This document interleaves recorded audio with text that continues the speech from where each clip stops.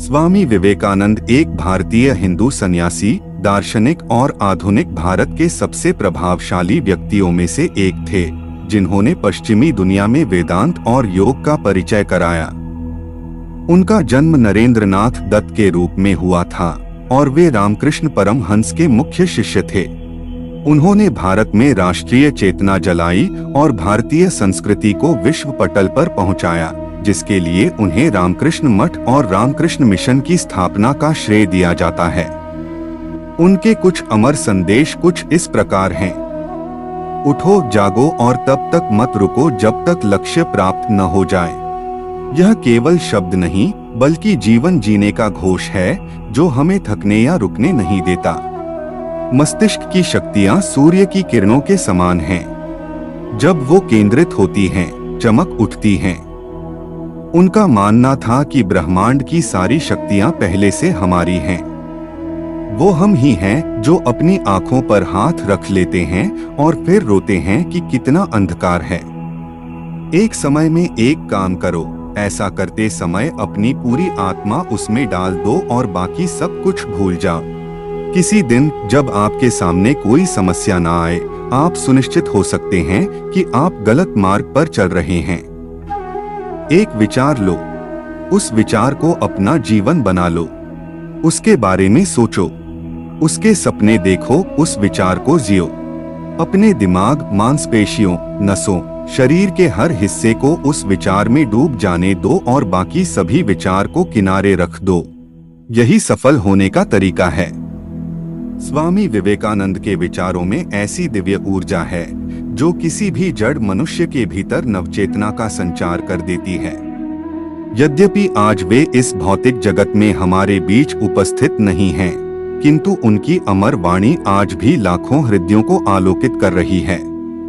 Chicago धर्म सभा में दिया गया उनका ऐतिहासिक भाषण केवल भारत ही नहीं, अपितु समूचे विश्व के लिए प्रेरणा का स्रोत बन चुका है। मित्रों, इस वीडियो में हम स्वामी विवेकानंद की दिनचर्या का अवलोकन करेंगे।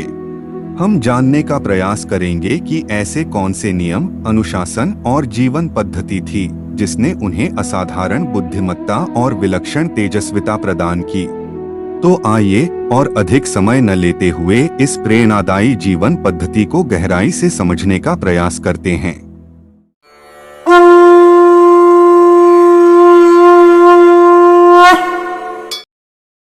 सुबह जल्दी उठना। स्वामी विवेकानंद रोज ब्रह्म मुहूर्त अर्थात सुबह 3 से 4 बजे के आसपास उठ जाया करते थे। यह उनकी दिनचर्या का एक महत्वपूर्ण हिस्सा था। सुबह जल्दी उठने का समय, जिसे अमृत वेला भी कहा जाता है, उनके लिए आध्यात्मिक शक्ति और विचार शक्ति का स्रोत था। स्वामी विवेकानंद की दिनचर्या में सुबह जल्दी उठकर ध्यान साधना और योग करना, शिष्यों की सेवा करना, संस्कृत ग्रंथों का पाठ करना और आश्रम परिसर में घूमना शामिल था। उनका मानना था कि नियमित जीवन मन को एकाग्र करता है और आत्मनियंत्रण बढ़ाता है। उनकी दिनचर्या का दूसरा महत्वपूर्ण अंग था ध्यान करना। स्वामी विवेकानंद रोज ध्यान करते थे और आत्मचिंतन करते थे। उनका मानना था कि ध्यान से आत्मा शुद्ध होती है और आत्मबल बढ़ता है। कई बार वे बिना किसी को बताए गायब हो जाते थे और 2 से 3 दिन जंगलों, नदियों के किनारे या पहाड़ियों में ध्यान में लीन रहते थे। न भोजन, न बात। जब लौटते तो नया विचार लेकर आते। रामकृष्ण मिशन के एक साधु ने लिखा है कि स्वामी जी ने एक बार युवावस्था में जलते अंगारों को हाथ में लेकर ध्यान किया था, पर न तो जलन हुई और न निशान। स्वामी विवेकानंद ध्यान को आध्यात्मिक विकास और मानसिक अनुशासन के लिए एक महत्वपूर्ण मार्ग मानते थे। उनका मानना था कि ध्यान आत्मखोज का एक शक्तिशाली साधन है जो आंतरिक शांति और स्वयं की गहरी समझ की ओर ले जाता है। तीसरा था प्राणायाम का अभ्यास। स्वामी विवेकानंद ने स्वयं लिखा है कि उन्होंने राजयोग और हठ योग का अभ्यास किया था, जिसमें प्राणायाम मुख्य अंग है। उनके अभ्यास में शामिल थे नाड़ी शोधन प्राणायाम अर्थात ऑल्टरनेट नॉस्ट्रिल ब्रीदिंग, भ्रामरी अर्थात ब्लैक बी, कुंभक अर्थात श्वास रोकना, बाह्य व आंतरिक रेचक अर्थात फोर्सफुल एक्सहलेशन होल्डिंग। वे कहते थे कि प्राणायाम के माध्यम से मन को वश में किया जा सकता है और मन के वश में आने से आत्मा का अनुभव होता है। इसे कारण से स्वामी विवेकानंद जी का सांस लेने का तरीका साधारण नहीं था। उन्होंने श्वास पर अद्भुत नियंत्रण प्राप्त किया था। वे अपने शरीर और मन दोनों को प्राणायाम के माध्यम से नियंत्रित करते थे। कई शास्त्रों का अध्ययन करने के बाद पता चलता है कि स्वामी जी कभी तेज और उथली सांसें नहीं लेते थे। उनकी सांसें बहुत धीमी, बहुत गहरी और सामान्य आंखों से न के बराबर दिखाई देती थीं। वैज्ञानिक दृष्टिकोण से उनका श्वास लेने का तरीका डायफ्रैग्मेटिक ब्रीदिंग, पेट से सांस लेना रहा होगा, जो ध्यान और स्थिरता के लिए सर्वोत्तम माना जाता है। इससे फेफड़ों की पूरी क्षमता का उपयोग होता है और मस्तिष्क को अधिक ऑक्सीजन मिलती है। स्वामी जी की दिनचर्या का चौथा महत्वपूर्ण अंग था नित्य अध्ययन अर्थात ज्ञान की प्यास। वे सुबह दैनिक क्रियाकर्मों से निवृत्त होकर पढ़ने बैठ जाया करते थे। उन्हें पढ़ने की बहुत आदत थी। वे वेद, उपनिषद, भगवद गीता, महाभारत का गहन अध्ययन करते थे। स्वामी विवेकानंद की प्रमुख पुस्तकों में राजयोग, कर्म योग, ज्ञान योग और भक्ति योग शामिल हैं, जो उनके व्याख्यानों से संकलित हैं। अन्य उल्लेखनीय कृतियों में The East and the West और मेरे गुरु जैसी पुस्तकें शामिल हैं। वे कोई भी चीज एक बार पढ़ने पर पूरा याद कर लेते थे। स्वामी जी एक दिन में 700 पृष्ठों तक की पुस्तक आसानी से पढ़ व याद कर लेते थे। कुछ लोग उनकी स्मरण शक्ति को फोटोग्राफिक मेमोरी भी कहते हैं, जिसमें एक बार देखने या पढ़ने से चीजें हमेशा के लिए याद हो जाती हैं। आखिर क्या है photographic memory? Photographic memory, eidetic memory, किसी चीज को देखने के बाद उसके विवरण को बहुत सटीक रूप से याद करने की एक क्षमता है। हालांकि यह क्षमता आमतौर पर बच्चों में देखी जाती है, वयस्कों में यह बहुत दुर्लभ होती है और इसके अस्तित्व पर वैज्ञानिकों में बहस है। यह एक प्रकार की दृश्य स्मृति है, जहां जानकारी को एक तस्वीर की तरह याद रखा जाता है, जिसे मन की आंखों से फिर से देखा जा सकता है।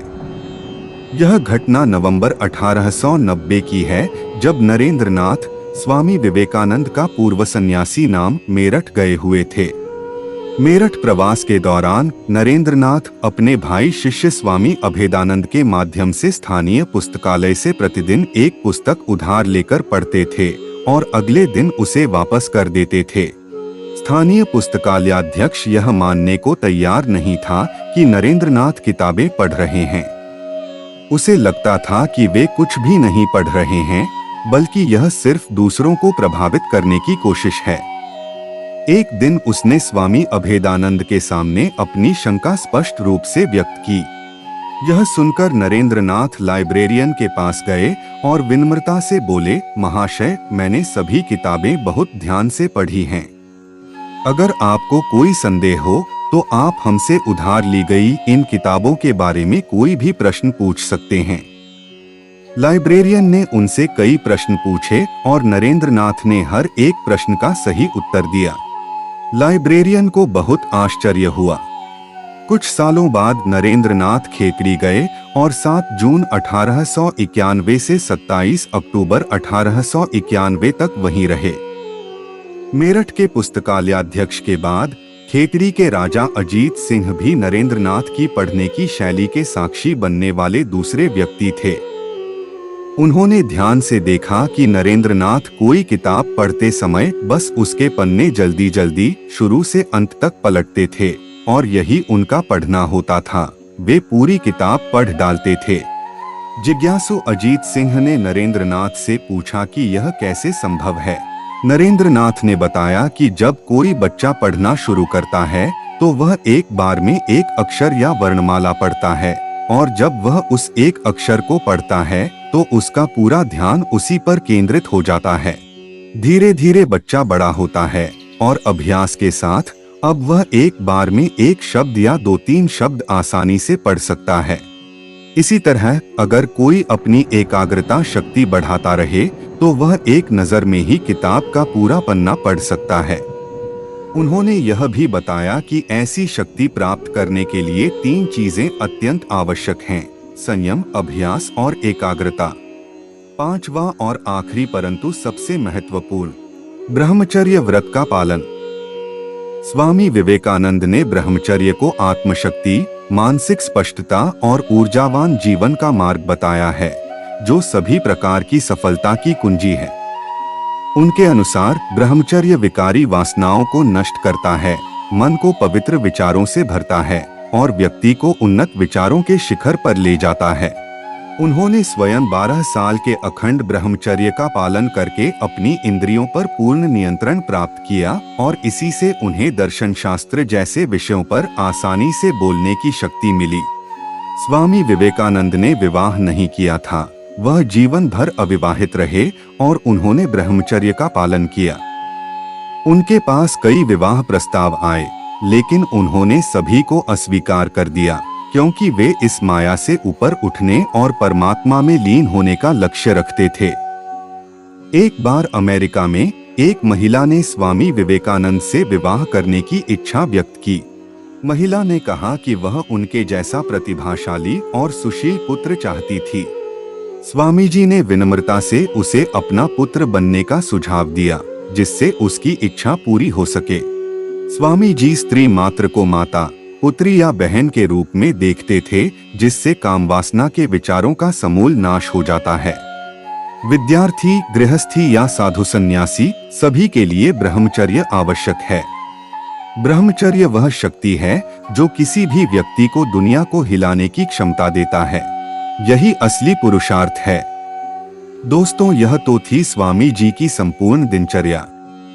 परंतु एक विषय और है जो स्वामी जी जैसे चमकते हुए सूर्य पर ग्रहण की तरह सालों से जुड़ा हुआ है, अर्थात स्वामी जी के मांसाहारी होने की भ्रांति, जो समाज में काफी फैली हुई है। आप किसी से भी यह पूछेंगे कि क्या स्वामी विवेकानंद शाकाहारी थे या मांसाहारी, तो उत्तर में 100 में से 99% लोग यही बोलेंगे कि वह मांसाहारी थे। आइए इसे डिकोड करते हैं। पहला विरोधाभास, स्वामी जी का पूरा जीवन एक ओर अहिंसा और मानवता का प्रचार प्रसार में व्यतीत हुआ और दूसरी तरफ लोग उन्हें मांसाहारी कहते हैं। यह कैसे संभव है? स्वामी विवेकानंद वेदांत और सनातन धर्म के प्रचारक थे। उन्होंने स्वयं कहा था, अहिंसा सबसे बड़ा धर्म है। जो प्राणी हिंसा करता है वह कभी भी सच्चा धार्मिक नहीं हो सकता। ये स्वामी विवेकानंद के द्वारा कहे गए वाक्य हैं। इसका अर्थ है कि उनकी मूल सोच सात्विकता और करुणा पर आधारित थी। वे बार बार कहते थे, भारतीयों के लिए शुद्ध शाकाहारी भोजन ही सर्वोत्तम है। मांस खाना भारत की मिट्टी और मन के अनुकूल नहीं है। उनका मानना था कि जो सबसे अधिक दयालु है वही ईश्वर के सबसे निकट है। दूसरा विरोधाभास, एक तरफ वे ब्रह्मचर्य व्रत का पालन करते थे और दूसरी तरफ मांसाहार। यह कैसे संभव है? यह तो हम सभी जानते हैं कि स्वामी विवेकानंद ने आजीवन ब्रह्मचर्य का पालन किया, और ब्रह्मचर्य का अर्थ केवल अविवाहित रहना ही नहीं, बल्कि मन, वाणी और कर्म से शुद्ध जीवन जीना है। और यह कभी भी संभव नहीं हो सकता है कि कोई मांसाहारी रहते हुए ब्रह्मचर्य को साध सके। आखिर भ्रांति फैलने का क्या कारण है? यह कि उनका जन्म एक बंगाली परिवार में हुआ था, या यह कि वह विदेशी यात्रा करते थे? हम यह स्वीकार कर सकते हैं कि जब विवेकानंद जी अमेरिका और यूरोप गए थे तो शायद उन्हें अलग भोजन जैसे अंडा या मांस परोसा गया होगा, परंतु यह उनकी स्थायी जीवन शैली नहीं थी। और इस बात का भी कोई प्रमाण नहीं मिलता कि उन्होंने यह सब ग्रहण किया भी था या नहीं। बस इसी आधार मानते हुए कुछ अंग्रेज यात्रियों और लेखकों ने अपनी किताबों में लिखा कि विवेकानंद ने विदेश में मांस खाया, और इसी आधार पर भारत के लोगों ने भी उन्हें मांसाहारी कहना आरंभ कर दिया। आखिर स्वामी जी का निधन कैसे हुआ? 4 जुलाई 1902 को 39 वर्ष की आयु में स्वामी विवेकानंद का निधन हो गया था। उनके शिष्यों के अनुसार यह एक प्राकृतिक मृत्यु थी जिसे महासमाधि कहा जाता है और उनके ब्रह्मरंध्र के माध्यम से हुई थी। उनके शिष्यों का मानना है कि उन्होंने अपनी इच्छा से शरीर का त्याग किया। उनका मानना था कि यह उनके ब्रह्मरंध्र सिर के ऊपरी भाग में एक छेद में रक्त वाहिका फटने से हुआ, जो उनके महासमाधि के बाद का एक स्वरूप था। जबकि चिकित्सा विशेषज्ञों की भाषा में उनके मस्तिष्क में रक्त वाहिका फटने अर्थात ब्रेन हेमरेज को उनकी मृत्यु का संभावित कारण बताया है। उनका अंतिम संस्कार बेलूर में गंगा के तट पर चंदन की चिता पर किया गया था, ठीक उसी स्थान के सामने जहां 16 साल पहले रामकृष्ण परमहंस जी का अंतिम संस्कार किया गया था। स्वामी जी ने स्वयं कहा था कि मुझे ज्ञात है कि मैं 40 वर्ष से अधिक नहीं जीऊंगा। और वास्तव में 4 जुलाई 1902 को 39 वर्ष 5 महीने की आयु में उन्होंने ध्यान की अवस्था में ही अपना शरीर त्याग दिया। यह केवल अनुमान नहीं था, एक गहरी आत्मबोध शक्ति थी। और तो और अपनी मृत्यु से कुछ महीने पहले उन्होंने अपने सभी सन्यासी शिष्यों को बेलूर मठ आने के लिए कहा था और अपने देहांत से 3 दिन पहले उन्होंने अपने गुरु भाइयों को मठ की भूमि में एक विशेष स्थान दिखाया था जहां उनके शरीर का दाह संस्कार किया जाना था। स्वामी जी के पास ऐसी तीव्र अंतर्दृष्टि थी कि वे सामने वाले व्यक्ति के मन की स्थिति या उसका अतीत बिना बताए जान लेते थे। एक बार शिकागो में कुछ इसी प्रकार की घटना हुई। एक व्यक्ति उनसे मिलने आया। स्वामी जी ने देखा और कहा, तुम अपने पिता के साथ अन्याय कर चुके हो, जाकर क्षमा मांगो। वह व्यक्ति स्तब्ध रह गया, किसी को इसका पता नहीं था। तो मित्रों, यह थी स्वामी विवेकानंद जी की प्रेरणादायी दिनचर्या और उनका जीवन पथ जिसने समूची मानवता को दिशा दी। आज के इस वीडियो में बस इतना ही। हम शीघ्र ही पुनः मिलेंगे एक नई ज्ञानवर्धक और प्रेरणादायी प्रस्तुति के साथ। तब तक आप और आपका परिवार स्वस्थ रहें, प्रसन्न रहें और जुड़े रहें सनातन शिक्षा से, क्योंकि सनातन ही सत्य है। धन्यवाद।